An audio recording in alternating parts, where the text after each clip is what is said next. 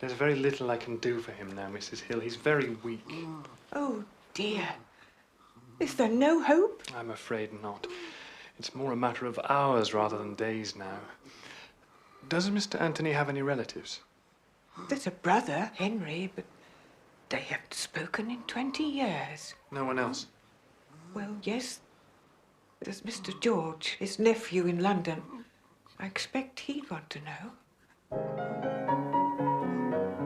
First reaching for his hatchet, which he's got near him, close by, the noble fireman goes to find the... Maestro, please. Have you ever been a fireman? No, but I've sat next to one.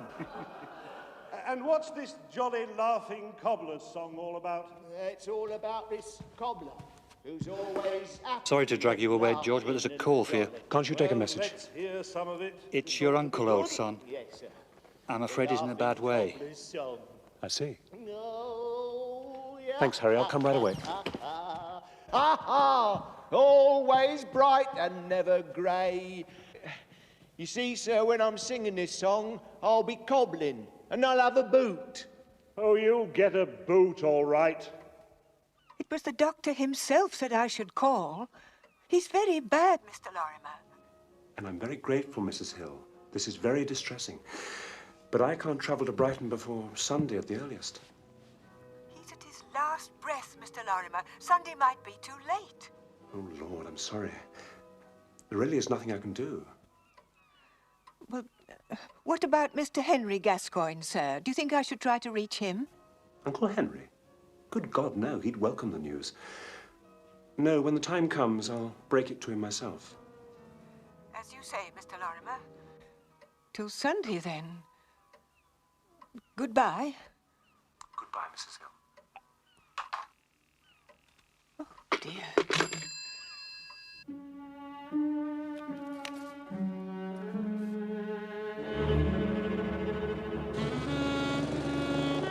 Following England's defeat in the first test at Trent Bridge, the selectors have made 2 changes. R.S. Wyatt returns to captain's side and Bill Bowes is preferred to neutral. The team is Walter, Sutcliffe, Hammond, Hendon, Wyatt... The English enigma. Peary, Verity, Farnes and Bowes. I know not of any other game where even the players are unsure of the rules. Thank you, Miss Lemon. Aussies are 1 up already. You can bet the Don will be looking for 3 figures at the hallowed ground. Hastings, I have no time for this Don and his crusade at the hallowed ground. I have a dinner engagement with my dentist. Your dentist? Positively morbid. But you're always trying to avoid him. Not at all. Off duty, he's quite charming. Besides, he likes to see the end product at work. For England, Bowes and Farnes, who returned to the excellent figures of 5 for 102.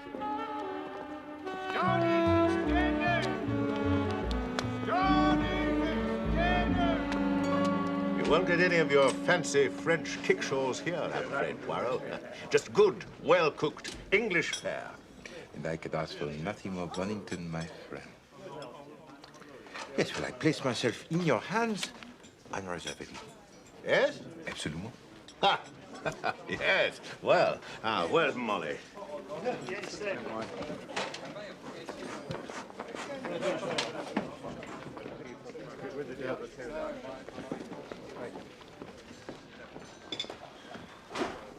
Good evening, sir. Ah, Molly. Now, what speciality have you for us this evening?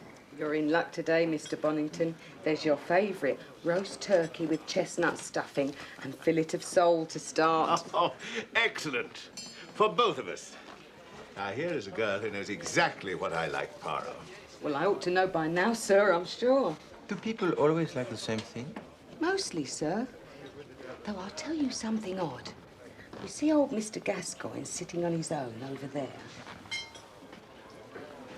I'd say he'd been eating here since the old Queen died. Henry Gascoigne, a painter of some sort, I'm told. Well, he's at that table every Wednesday and Saturday evening, never misses. Except last week, he arrived on Monday. Gave me quite a turn. An interesting deviation from habit. I wonder what the reason was. Well, I reckon he must have forgot himself. You know, he can't bear suet puddings or blackberries, and I've never known him take thick soup. Yet last Monday, do you know what he ordered? Thick tomato soup, steak and kidney pudding, and washed it all down with a blackberry crumble. Mon Dieu. And he was back again on Wednesday, as usual, his old self again. Anyway, I mustn't stand here gossiping. She's a good girl, lad. And she knows a thing or two about food. You know, I find that extraordinarily interesting. What? That old man's deviation from habit. No, the change in diet, you mean? Well, doctor's orders, I'd say. It's common enough. I think not. Unless, of course, he thinks the old man would benefit from indigestion. To my good friend, Hercule Poirot, for whom life without mystery would be like roast beef without the mustard. C'est la vérité, mon ami. Ah, I see that bicuspid is still sensitive, Poirot. We must take a look at that. No. It must be the heat. What's that, my lady? Oh, Mr. Gascoigne, he's at it again. Steak and kidney pudding and blackberry crumble.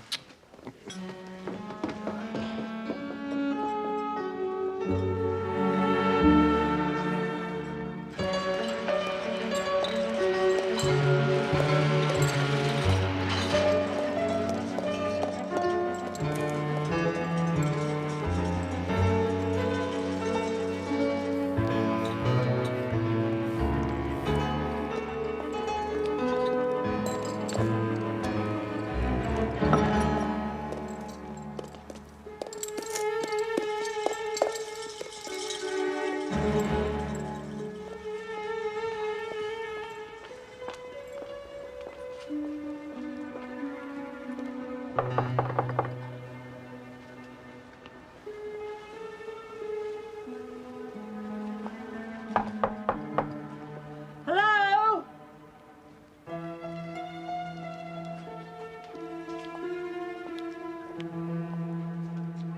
Hello?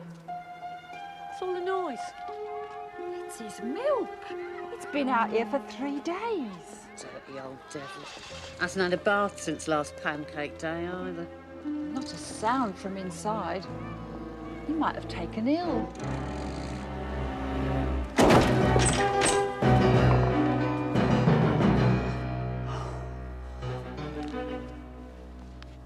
Cold as ice. Oh, poor love. Must have taken a fall.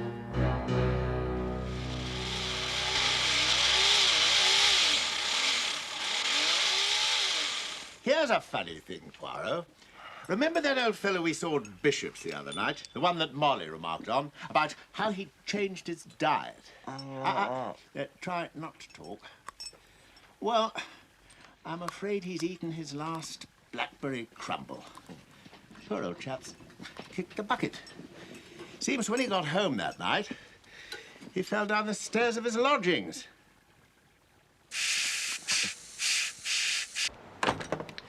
Yes, he's lived here as long as anybody can remember. Kept himself to himself. You never spoke? Well, we'd pass in the street of an evening and say hello. Except last week, I might have been a ghost. He walked right past me and never said a word, he did. Excuse me, madame. Do you remember which day last week? Who are you, anyway, asking all these questions? Who's he? He's not English, is he? I'm begging your pardon. He's Hercule Poirot, private detective. Madame. Oh, yeah, well, they all say that, don't they? You tell him it was last Saturday that old Gascoigne passed me by in the street. That was the last time I saw him alive. Saturday.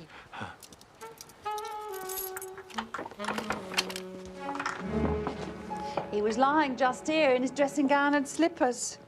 Shabby old thing it was. Wouldn't surprise me if he didn't trip over the cord or something. Tripped over the cord. Yes, thank you, madame. And then you called the police? Yes.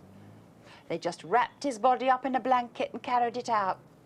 Didn't pay much attention to anything else. Poor old devil. Did Monsieur Gascoigne receive many visitors, madame? Only his model. He was an artist, you see. She's up there now, Thank you, Madame Mollet.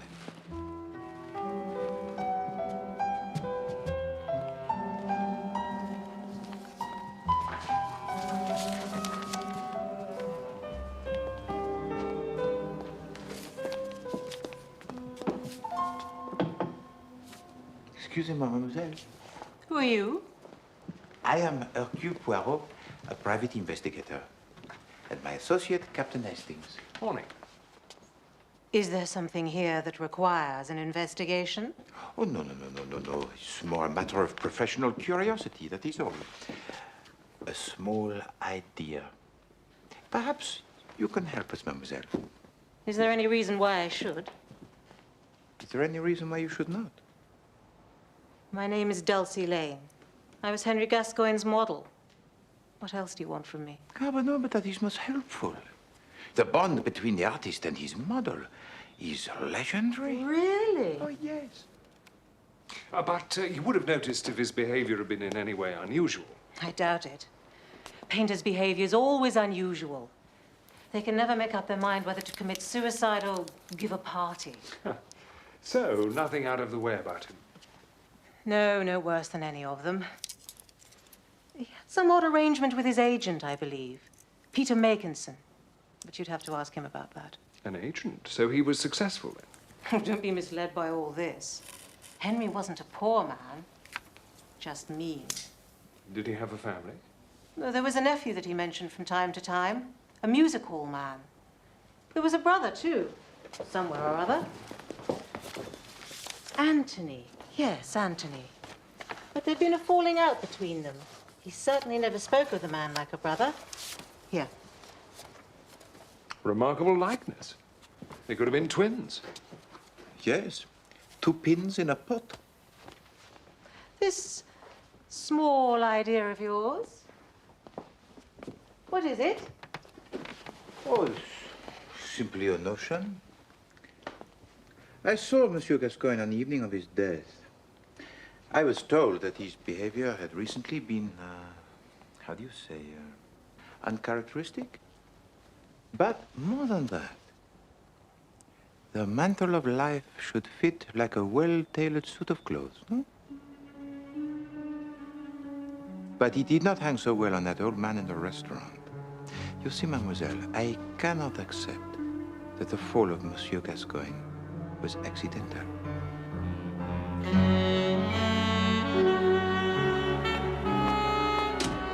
Hardly the kind of woman to push an old man to his death, Poirot. Ah, the auburn hair, mon ami. Always the auburn hair. No, I just find it pretty hard to believe, that's all. Well, she did not seem to be unduly upset by Monsieur Gascoigne's untimely demise. Oh, why should she? What about that brother, Anthony? Yes, we need to find the brother, but also the artist's agent, Peter Makinson. Thank you, driver.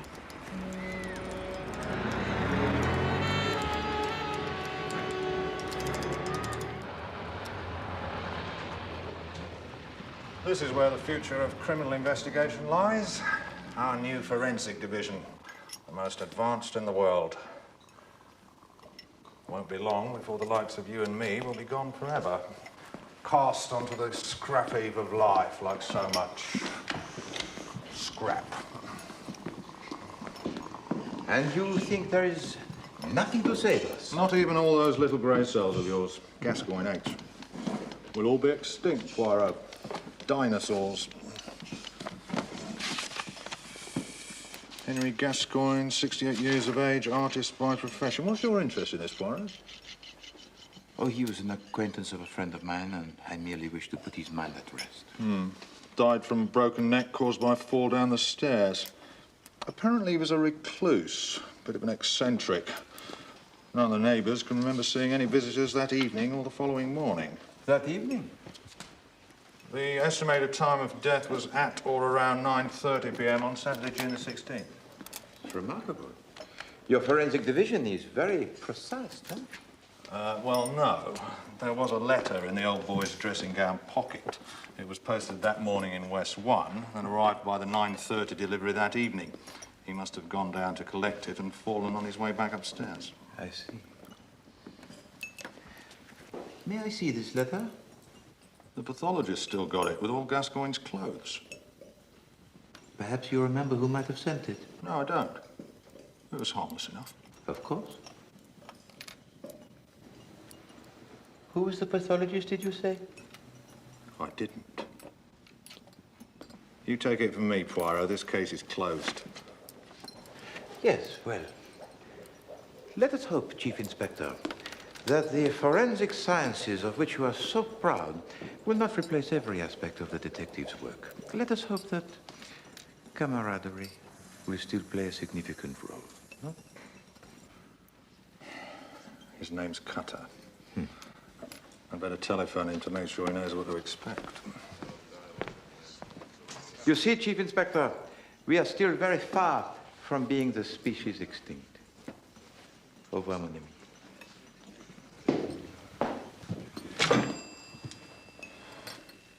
Strong-looking fellow. Had years in him, I'd say. Still got his own teeth. Gascoigne? And the cause of death was a broken neck? Yes.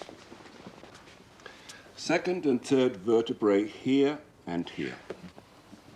You will also notice extensive bruising to the rib cage and to the arms and legs, consistent with a steep tumbling fall. Down the stairs, yes. Is it possible that Monsieur Gascoigne might have suffered a seizure of the heart, or perhaps that of the brain? No, he simply slipped and fell. I see. I believe you were able to determine the time of death with some accuracy.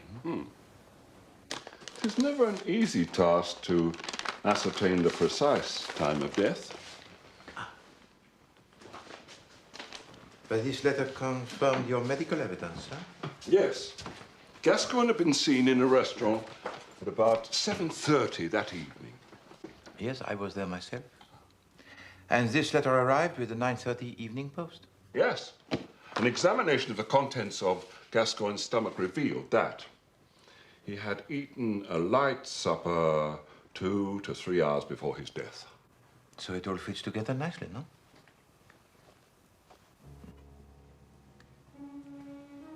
May I please borrow this letter, monsieur? Well, I'm sure you can be entrusted with its safekeeping, Mr. Poirot. Of course.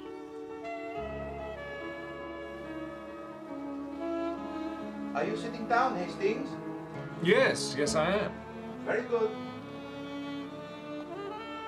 I'm coming. Oh, fine, fine. Now, Hastings, this is a recipe of my mother. Rabbit, cooked in the style of Liège. Well, I bet it's better than rabbit cooked in the style of Hastings. Yes, that is quite funny, Hastings. However, when you are grown up, you will find that food is not really the subject suitable for the humor. There. Smells delicious. Bon.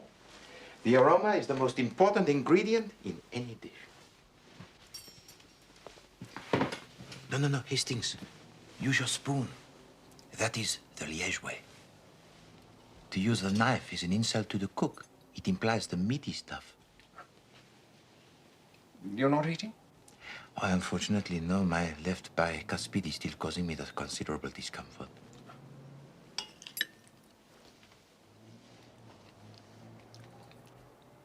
Is it good, Hastings? Please, do not be stinting with your praise. Oh, it's wonderful.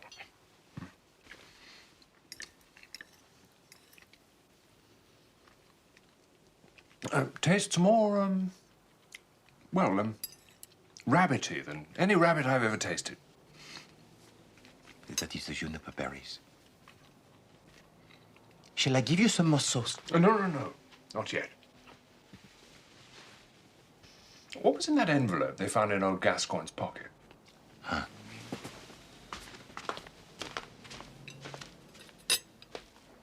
You are invited to a preview of contemporary European paintings recently acquired by the Farringdon Gallery. This may be both informative and pleasurable, Hastings. And it's tomorrow.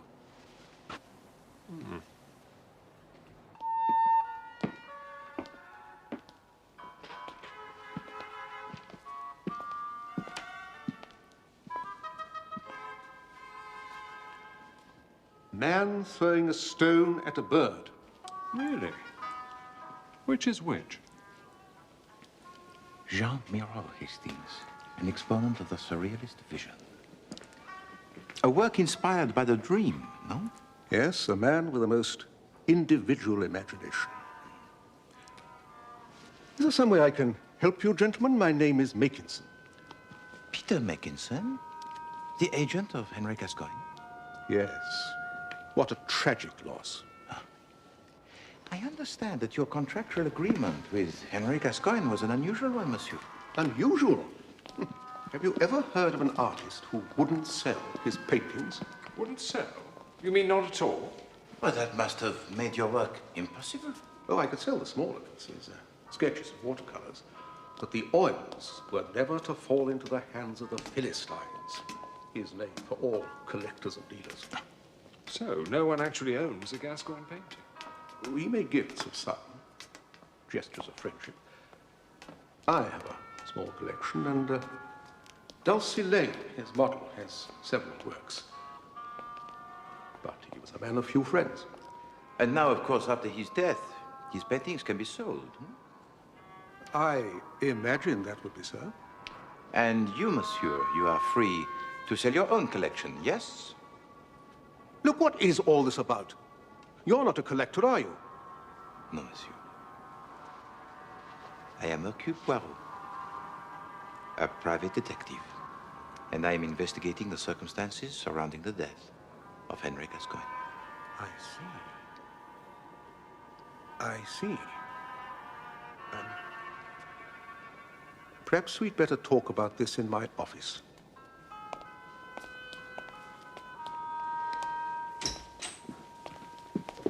Gentlemen? Thank you.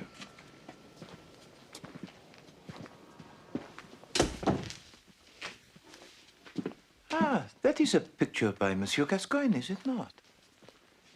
But not his usual model. No, that was painted years before he met Dulcie Lane. She is Charlotte Gascoigne, a rare beauty. His wife? No, Charlotte was married to Anthony Gascoigne, his brother. There was, I understand, some ill feeling between them. Yes. Henry arrived here one day with this painting and asked me to take it into safekeeping. For what reason? I don't think Brother Anthony was keen on the idea of his wife's naked body being displayed in public.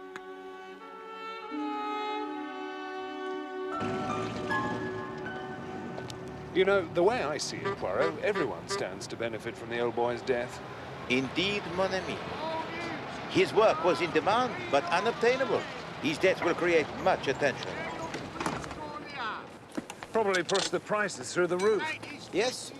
Whoever is fortunate enough to own an original Gascoigne can expect to feather the nest, including Makinson and Mademoiselle Dulcie Lane. Unbelievable.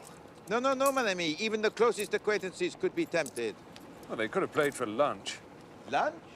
England won the toss, went into bat. Sutcliffe and Hammond were back in the pavilion before lunch. 78 for 2 at the end of the opening session. Chipperfield trapped them both. Lunch? Of course, Hastings. Lunch.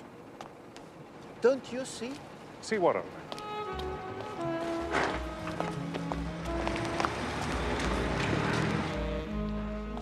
24 blackbirds baked in a crumble.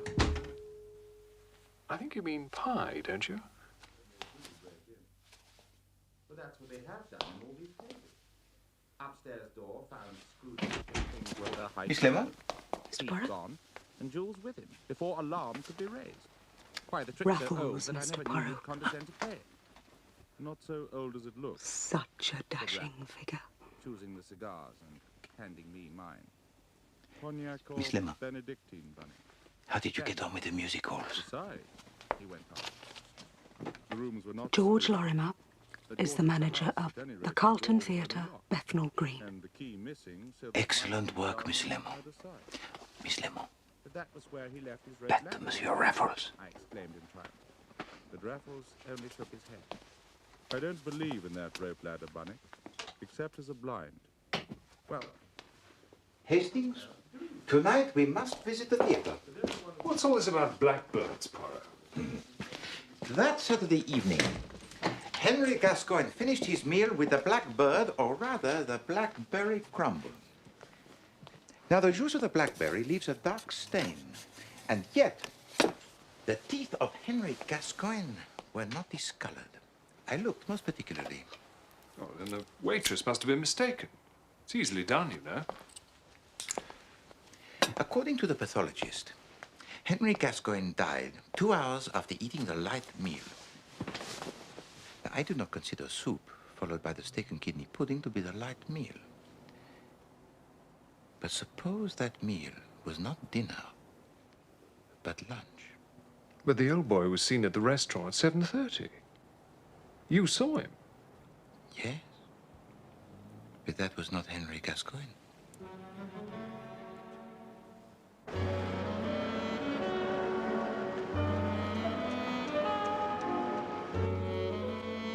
That Saturday night, mon ami, I dined not with Henry Gascoigne, but with his murderer. Henry Gascoigne was already lying dead at the foot of the stairs. And the killer, disguised as the old man, was able to leave the scene of the crime without arousing suspicion. Not quite. He walked past the neighbor, Mrs. Mullen, without so much as a good day. But why take the old boy's place at the restaurant? To make it appear that Gascoigne was still alive. So the question is, who could imitate Henry Gascoigne? I vote for the brother. Well, Hastings, it would certainly take a long stretch of the imagination to see Miss Dulcie Lane in the white wig and the whiskers. Steady, Poirot. Thank you, ladies and gentlemen. Miss Lane. Next class, same time tomorrow. Oh, Mr. Robinson, could I have a word with you, please?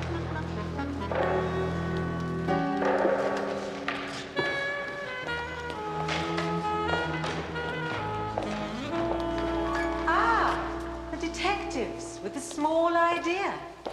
Please, mademoiselle, forgive this intrusion. Not at all, gentlemen. As you have already seen for yourselves, I have nothing to hide. No, we were up in the gallery. Miss Lane, I am now completely convinced that the death of Henry Gascoigne was deliberately arranged and by someone he knew well. Am I a suspect? I understand Henry Gascoigne gave you a number of paintings. Yes, 4 life studies. So you are aware, no doubt, of their value? Yes, I've had a number of generous offers. So you could be a worthy woman, Miss Lane. You think I'd part with them? At any price?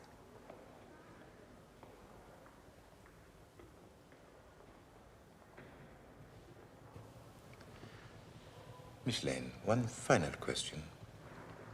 Henry Gascoigne's twin brother, Anthony, do you know where he might be found? No, I don't. Perhaps you should ask the nephew.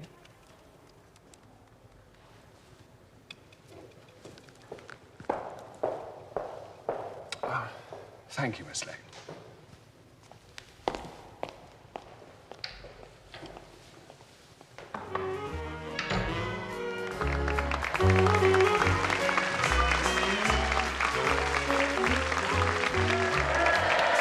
And now, ladies and gentlemen, it gives me great pleasure to introduce Mr. Tommy Pinner.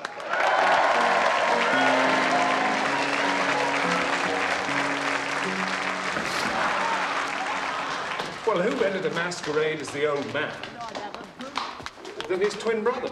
Yes, the idea seems most attractive, mon ami. I'll give you just one more chance. What else can you do? Or sing us songs. It's called Dinah, come and hold my hand. Dinah, come and hold your hand. Yes, sir. It sounds pathetic. And when it's over, Dinah comes out and holds me hand. Does she? Yes, sir. And that's the end. It certainly is. It's awful. Atrocious. Atrocious, sir? Yes. Oh. And the fireman, sir? Oh, that. Worse still. Oh, but, sir... Well, what now? Do you want a sword swallower?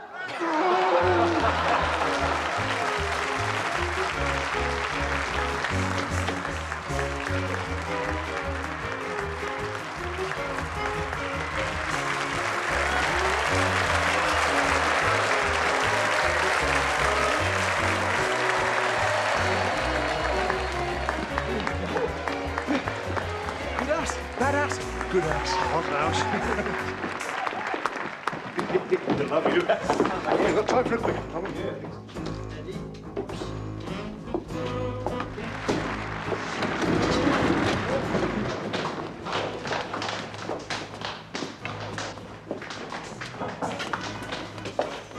Come in. Monsieur Georges Lorimer? No, actually, I'm Harry Clark, George's assistant. He's not here tonight. Ah. Can you tell me where I might find him this evening, monsieur? Well, I'm afraid not. He's out of town. In Brighton, attending to his uncle's funeral arrangements. In Brighton? Yes, is there something wrong? No. C'est difficile, monsieur. You see, we were led to believe that Henry Gascoigne would not be buried until next week, and then here in London. Henry, you've got the wrong chappie. George was talking about his uncle Anthony. Died last week. Anthony? Yes, funeral's tomorrow.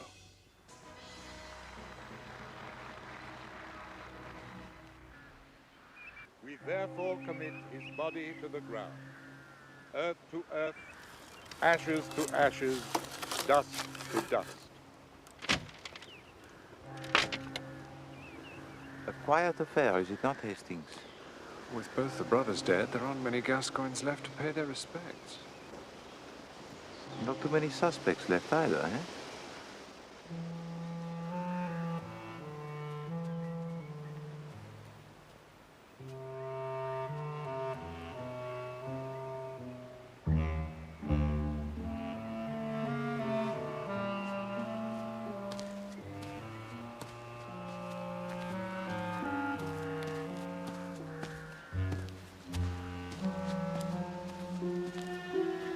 I'm Lorimer.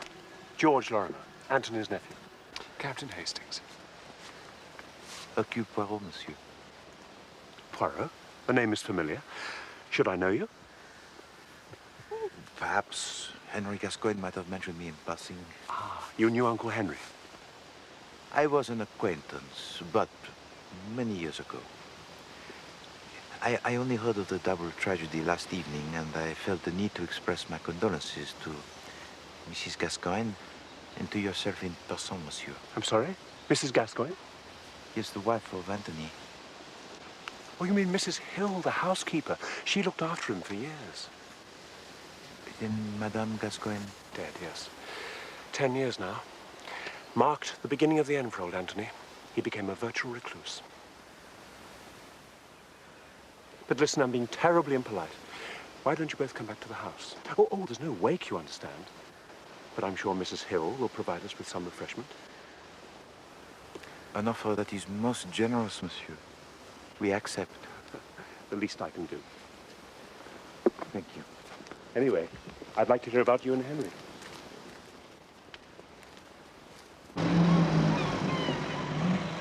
Henry's passion for painting once lit the small fires of my own imagination. But alas, my talent as a painter was not as great as my ambition. May I be of some assistance, Mrs. Hill? I can manage very well, thank you, sir.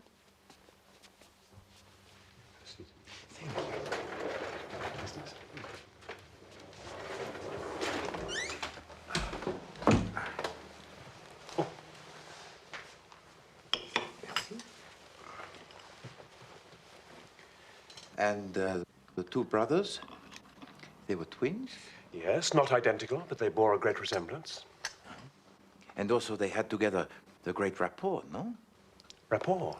No, not at all. They hadn't spoken in 20 years. Sacré. What could have caused such disharmony? Well, years ago, Charlotte was Henry's model. But that's too light a word. She was more his inspiration. Ah, the muse. And then along came Anthony and stole the girl's heart. He whisked her away, leaving his brother a broken man. And the wounds from such a battle run deep. Well, their differences are well and truly buried now. They both had a good innings. Up stumps and back to the pavilion. If you'll excuse the expression.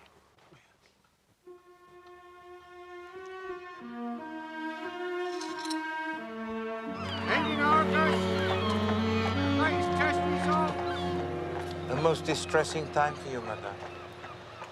Nursemaid and companion I was. Cook and cleaner all those years. Then he goes, just like that. Not a thank you for all my trouble. Not a penny by way of remembrance. Not even a small legacy in the will for your services? There was no will. Maybe, sir.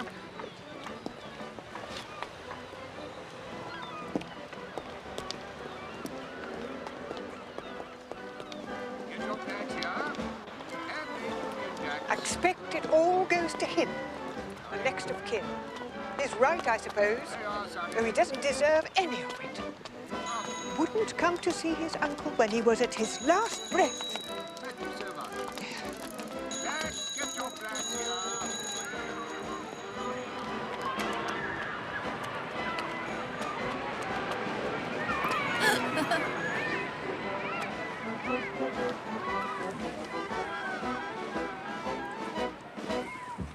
Mrs. Hill, could you please tell me, exactly when did Monsieur Anthony Gascoigne pass away? 1 in the afternoon, last Friday. There was just me and him at the end. I told Mr. George, Mr. Larimer that is, that there wasn't much time, but it was the Sunday before he arrived.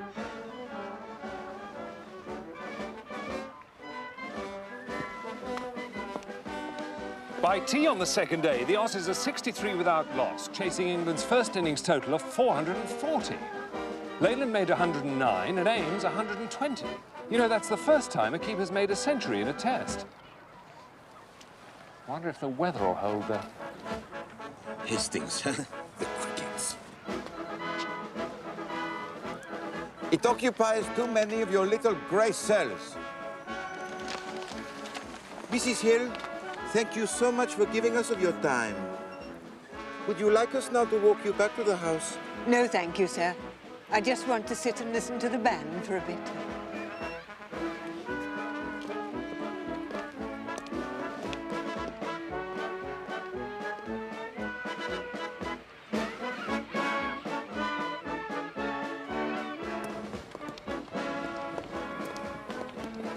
Well, that was quite a yarn you were spinning back there, old man. The fires of artistic endeavour. I nearly blushed. Ah, Hastings, you do not understand the finer feelings.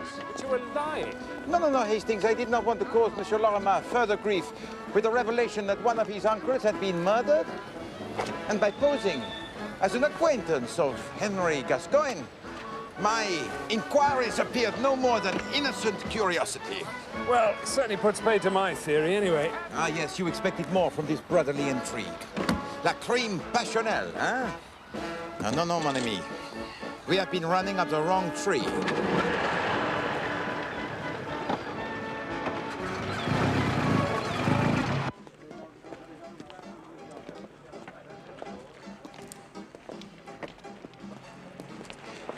Twice every week, Henry Gascoigne walked from his house here to the bishop's chop house.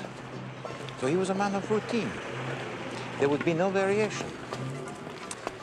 Now that Saturday evening, after the impostor had pushed Henry Gascoigne to his death, he would have followed this route as a matter of course. Hastings, where of an evening, can a man be seen to enter a place as one character and emerge as another completely different character?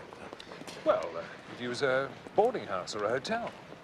Without arousing the slightest suspicion? After the masquerade at the restaurant, he'd need to abandon his disguise. He would want to change back into his own clothes in a hurry and secure his alibi. Discretion would be the problem.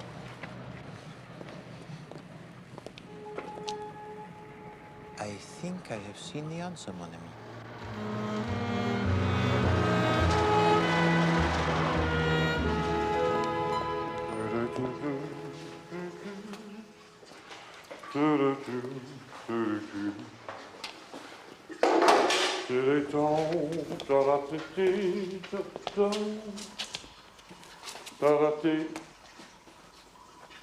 Well, if you're expecting a show or something, Governor, you've come to the wrong shop. I can assure you, monsieur, that I am in the right shop. Oh, don't you come the old ass here with me, Squire. I'm sorry, the old... Oh, I met your salt before. No, I do not think so. And if I mistake not, that beret you are wearing would suit better a man of an artistic calling. What's going on here? You are aware, are you not, that the withholding of evidence that might lead to the conviction of a known criminal is a most serious offense? What evidence? The yellow neckerchief worn by a man wanted for questioning in connection with the murder of Henry Gascoigne. There would also be the corduroy jacket with the trousers, a waistcoat with the berries, and a cane in a dark wood. Well, Waldo was just lying there, wasn't I? I wasn't going to throw him out and make a few bob with him down the lane. You have been diligent and honest, sir. I trust that this will compensate for the few bob you might have made.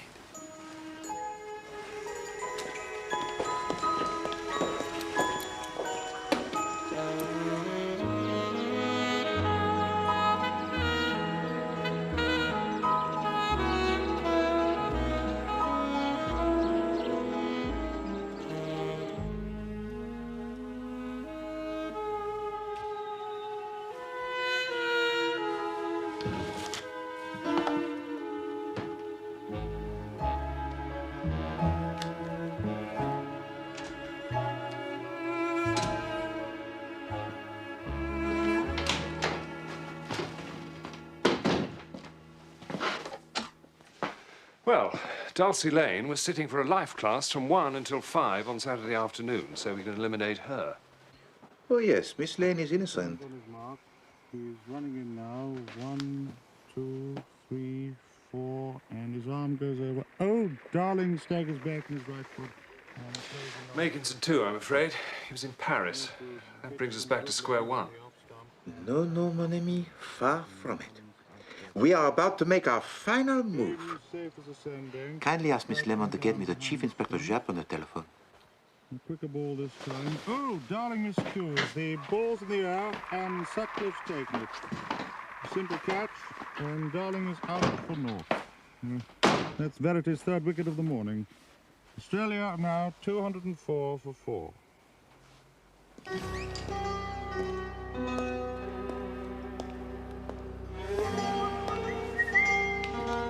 Afternoon, Freddie. Oh, no, sir.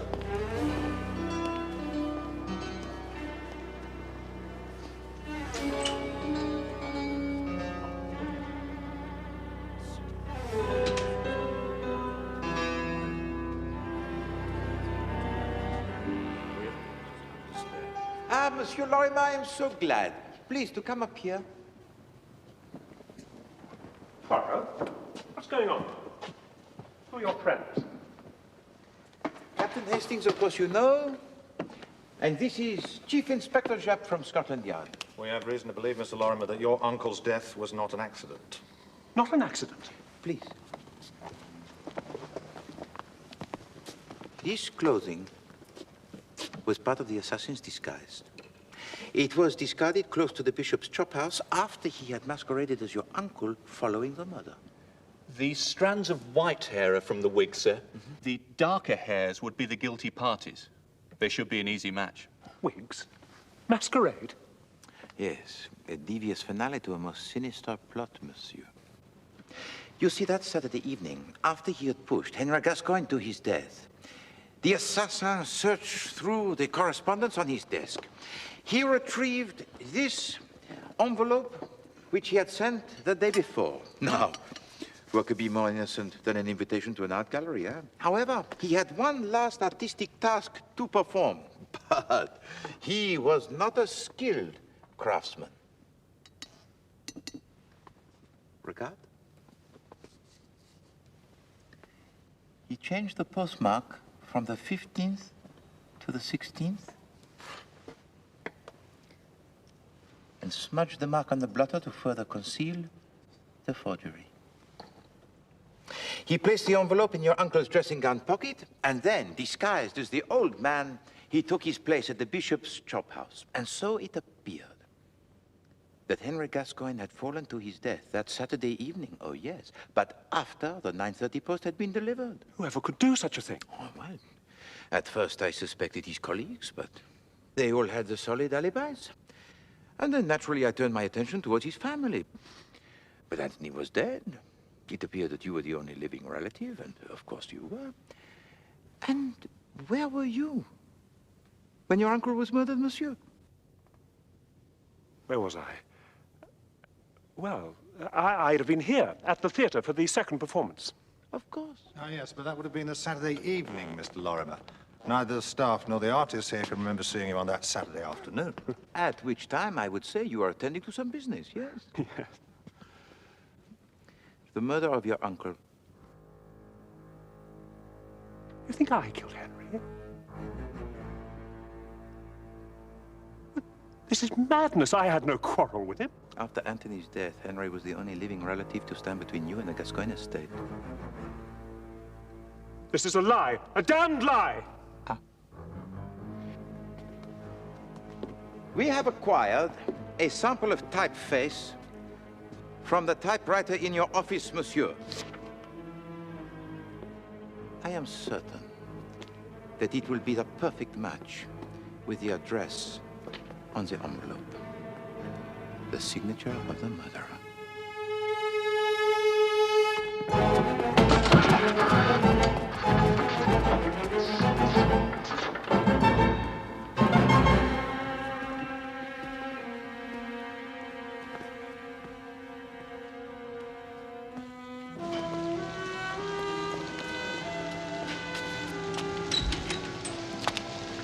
So it was the music hall act that made you suspect Lorimer? Well, it was a very good impression of an old man, and Lorimer must have seen it many times. Indeed. And Lorimer had been ready for many weeks. And when Mrs. Hill, the housekeeper, telephoned with word of Anthony's imminent death, Lorimer knew that all of Anthony's money would go to Henry Gascoigne because there was no will. But why on earth would Lorimer masquerade as old Gascoigne on the previous Monday night? Dress rehearsal. Had to be sure of the disguise on the night. He nearly got away with it. Yes, but you cannot play Othello simply by blacking your face, eh? You have to think like a Moorish general. And Lorimer's performance was fatally flawed. Hastings, suddenly you look very pale. Are you feeling unwell? The test, Poirot. Extraordinary. Listen. Verity takes 14 wickets for 70 runs on a day when England bowl out Australia twice to win the second test. 6 wickets in the last hour. And after the weekend rains, you are surprised, mon ami? Australians are used to hard pitches. The Lord's wickets would have been decidedly sticky, no? So it's not a day for the stroke play. No, it's a day for the art of spin bowling. And Hedley Verité is the greatest exponent alive. Bowling left arm, the leg breakers to the right-handers. He would have them marching through the long room in no time, eh? He has flight variation, the Chinaman. And the most deadly quicker ball that dips into a yorker. Oh, yes. On such a day, Monsieur Verité would consider, what, 14 for 70? A fair haul. Ha ha ha ha